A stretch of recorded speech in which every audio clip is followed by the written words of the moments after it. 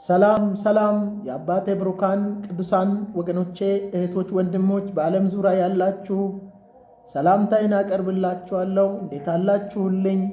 የንጉሳችን የአምላካችንና የጠባቂያችን ስሙ የተባረከ ይሁን። ተጠብቀን ተሰውረን ጋርዶን ደብቆን ሰውሮን 2018ን ሸኝተን 2019ን ልንቀበል በደጅ ላይ ነን። እንግዲህ ወገኖች ሆይ እግዚአብሔር መጪ ዘመን በፍሬ እንዲባርከን፣ እግዚአብሔር የፍሬ ዘመን እንዲያደርግልን፣ በፍሬ የምንገለጥበት ምድርን በፍሬ የምንሞላበት የእግዚአብሔር ክብር የምናይበትና እግዚአብሔር በእኛ ምክንያት የሚመሰገንበት ዘመን እንዲያደርግልን መሻቴ ነው። በዚህ ዙሪያ ያው እግዚአብሔርን ቃል ይዤ መጥቻለሁ። ዛሬ የምንካፈለው ያው እግዚአብሔር ቃል የሚገኘው ቆላስይስ ምዕራፍ 1 ቁጥር 6 እና ማቴዎስ ወንጌል ምዕራፍ 13 ቁጥር 23 ላይ ቆመን የከበረውን ያው እግዚአብሔር ቃል እንካፈላለን። እናገር ዘንድ ይመቸኝ ዘንድ የፍሬ ዓመት ይሆንልናል በሚል ርዕስ ሰጥቼዋለሁ። እግዚአብሔር ለዘላለም የተባረከ ይሁን። እንዲህ ይላል ቆላስይስ ምዕራፍ 1 ቁጥር 6 ላይ ይህም በዓለም ሁሉ ደግሞ እንዳለ ወደ እናንተ ደርሷል። የእግዚአብሔርንም ጸጋ በእውነት ከሰማችሁበትና ካወቃችሁበት ቀን ጀምሮ በእናንተ ደግሞ እንዳለ እንዲሁ ፍሬ ያፈራል ያድግማል ይላል። ማቴዎስ ወንጌል ምዕራፍ 13 ቁጥር 23 መልካም መሬት የተዘራውም ይህ ቃሉን ሰምቶ የሚያስተውል ነው። እርሱም ፍሬ ያፈራል፣ አንዱም 100 አንዱም 60 አንዱም 30 ያደርጋል ይላል። የተወደድክ ሆይ የከበርክና በእኛ ቤት ራስ የሆንክ በብዙ ፍሬ የባረከን የፍሬ ባለቤት ያደረግከን ታሪካችንን የቀየርክልንና እነሆ የመዓዛ ሽታችንን ያወጣ የእኛ የምንልህ ቀርበ ያቀረብከን እናመሰግናለን። ዛሬም ያው ቃልህን ካንተ ልንሰማና ልናደምጥ እነሆ የፍሬ ዘመን እንዲሆንልን እግዚአብሔር በፊት አለን። በዚህ ሚዲያ መስኮት የሚሰሙ ሁሉ በዚህ ቃል እንዲጠቀሙ አንተ ትጠቅመናለህ። የሚጠቅምና የሚያድን የሚፈውስ ቃል ሰጥተህናል። ነገራችን በአንተ ተፈውሶ በፍሬ የምንሞላበት ዓመት አድርግልን። የሚሆነው ሁሉ ለአንተ ክብር ይሁን በኢየሱስ ስም አሜን። እንግዲህ አሁን እንዳነበብነው ርዕሴንም መግቢያ ላይ እንደተናገርኩት የፍሬ ዓመት ይሆንልሃል ይሆንልናል በሚል ርዕስ አብረን እንካፈላለን። ለእኔ የፍሬ ዓመት ፍሬ የማፈራበት ብዙ ፍሬ የማፈራበት ይሆንልኛል። ላንቺም የብዙ ፍሬ ዘመን የፍሬ ዓመት ይሆንልሃል። እግዚአብሔር ይጎበኘናል። ያው እግዚአብሔር ቃል እንግዲህ ሐዋርያ ጳውሎስ ወደ ቆላስይስ ቤተ ክርስቲያን በሚጽፍበት ጊዜ ይህ በዓለም ሁሉ ደግሞ እንዳለ ይለዋል። በዓለም ሁሉ ወንጌል ይነገራል። ይህ እውነት ይነገራል። እውነት ለፍሬ ያበቃል። እውነት ያጸድቃል። እውነት ፍሬ አልባነት የለበትም። ስለዚህ ሐዋርያ ጳውሎስ እየተናገረ ያለው ይህም በዓለም ሁሉ ደግሞ እንዳለ ወደ እናንተ ደርሷል። ይህ እውነት በዓለም ዙሪያ እንዳለው ይህ እውነት ወደ እናንተ ደግሞ ደርሷል ይላቸዋል። ወደ እናንተ የመጣ እውነት ወደ እናንተ የደረሰ የጽድቅ ጉዞ ነው። ይህ ወደ እናንተ ደግሞ ደርሷል ካለ በኋላ የእግዚአብሔር ጸጋ በእውነት ይላል። የእግዚአብሔር ጸጋ በእውነት ከሰማችሁበትና ካወቃችሁበት ቀን ጀምሮ ወደ እናንተ ደግሞ እንዳለ እንዲሁ በዓለም ፍሬ ያፈራል ያድግማል። ምክንያቱም ይሄ ወደ እናንተ የደረሰው የጸጋ እውነት የጸጋ ክብር ወደ እናንተ ከሰማችሁበትና ካወቃችሁበት ቀን ጀምሮ ከሰማችሁበትና ካወቃችሁበት ቀን ጀምሮ ደግሞ እንዳለ እንዲህ በዓለም ፍሬ ያፈራል ያድግማል። ሰው ሁሉ በመንፈስ ቅዱስ አማካይነት ከኃጢአቱ ተወቅሶ በጸጋ ይድናል። የሚያድን የእግዚአብሔር ጸጋ ተገልጧል። የተገለጠው ጸጋ የሚያድንና ለፍሬ የሚያበቃ ነው። እንግዲህ እዚህ ላይ እንደሚነግረን የእግዚአብሔርም ጸጋ በእውነት ይላል። የእግዚአብሔርን ጸጋ በእውነት ከሰማችሁበት ቀንና ካወቃችሁበት ቀን ጀምሮ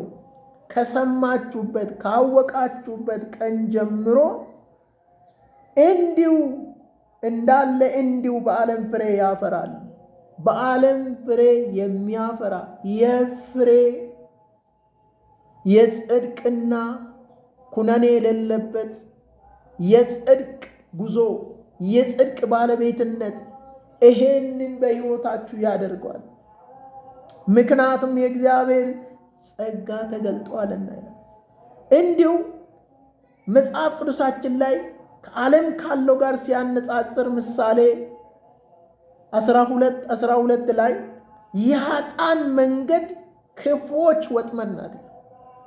ምክንያቱም ከዚህ ወጥመድ የኃጥአን ፈቃድ የክፉዎች ወጥመድ ናት። የጻድቃን ስር ግን ፍሬ ያፈራል። ምክንያቱም ከዛ ኩነኔ፣ ከዛ ውድቀት፣ ከዛ ክስረትና መንፈሳዊ ውድቀት ከጨለማ ግዛት የወጡበት የእግዚአብሔር እውነት ወደ እግዚአብሔር እውነት ዞር ባሉበት እውነትን የተቀበሉበት ለጽድቅ ለመኖር እጃቸውን ከልባቸው ጋር ወደ ሰማይ አምላክ ያነሱበት ያ ቀን ያስታውሳቸዋል። ያን ቀን ይነግራቸዋል። ምክንያቱም እንደ አማኝ ዮሐንስ ወንጌል ምዕራፍ 15 ቁጥር 15 ላይ ሲናገር እኔ የወይን ግንድ ነኝ፣ እናንተም ቅርንጫፎቼ ናችሁ። ያለ እኔ ምንም ልታደርጉ አትችሉምና በእኔም የሚኖር እኔም በእርሱ እርሱም ብዙ ፍሬ ያፈራል። ወጣችሁ ከዛ መንደር ከዛ ከኩነኔ ሰፈር ፍሬ አልባነት ከክስረት ሕይወት ወጥታችሁ ወደ እግዚአብሔር እውነት ከቀረባችሁበት ቀን ጀምሮ በዓለም ሁሉ የሚነገረው በዓለም ሁሉ የሚወራው ለፍሬ የሚያበቃው ለጽድቅ የሚያበቃ ከዛ መንደር ከወጣችሁበትና ይሄን ካወቃችሁበት ቀን ጀምሮ ይላችኋል። ይህ በዓለም ሁሉ ደግሞ እንዳለ በዓለም ሁሉ ያለ የእውነት ወንጌል ይነገራል። ይህ እውነት ከተቀበላችሁበት ቀን ጀምሮ ከሰማችሁበት ጀምሮ በዓለም እንዳለ ሁሉ ወደ እናንተ ደርሷል። ወደ እናንተ ደግሞ የደረሰው የእግዚአብሔር ጸጋ በእውነት ከሰማችሁበት እና ካወቃችሁበት ቀን ጀምሮ ይላቸዋል። ጀምሮ እንዳለ ደግሞ እንዲሁ በዓለም ፍሬ ያፈራል ያድግማል ይላቸዋል። ይህ ፍሬ አልፎ ደግሞ ዓለምን የሚሞላ ነው።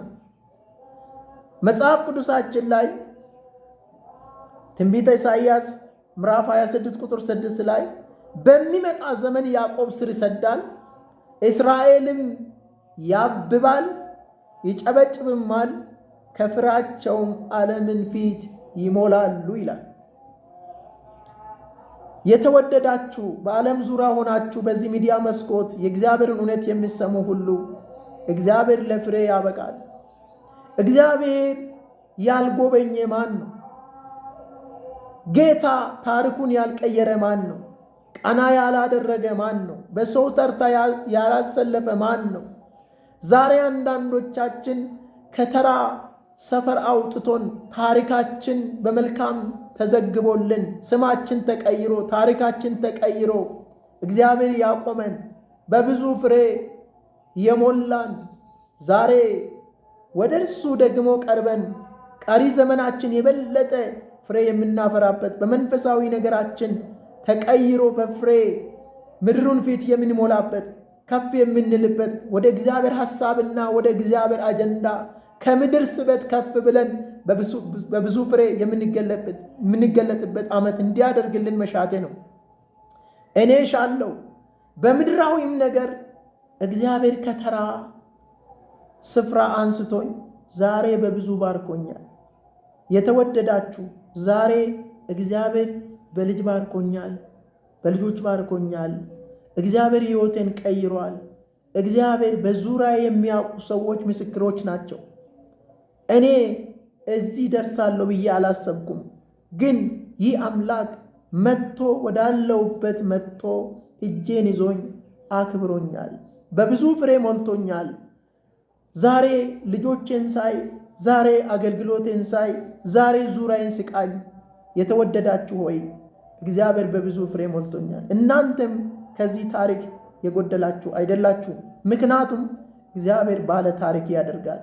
እግዚአብሔር በፍሬ ይባርካል።